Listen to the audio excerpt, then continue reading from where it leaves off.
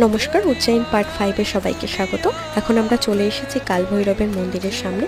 এখান থেকে আমরা পুজোর ডালা নিয়ে এখন এগিয়ে যাচ্ছি মূল মন্দিরের দিকে। সাইডে প্রচুর দোকান আছে, এখান থেকেও আপনারা পুজোর ডালা নিয়ে নিতে পারেন। আর মহাকাল মন্দির থেকে কাল ভৈরব মন্দির 8 কিলোমিটার দূরে। এটিই হচ্ছে মূলত কাল ভৈরবের মন্দির।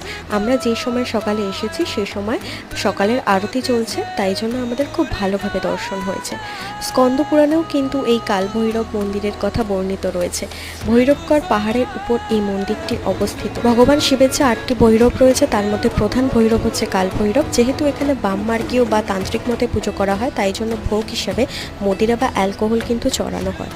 উজ্জয়িনে মহাকাল হচ্ছে রাজা আর কাল ভৈরব হচ্ছে তার সেনাপতি। যদি কাল ভৈরবের দর্শন না করা হয় তাহলে কিন্তু মহাকাল দর্শন অসম্পূর্ণ বলে মনে করা হয়। এগুলি হচ্ছে দীপস্তম্ভ, যেগুলি সন্ধ্যেবেলায় জ্বালানো হয় এবং খুব সুন্দর দেখতে লাগে।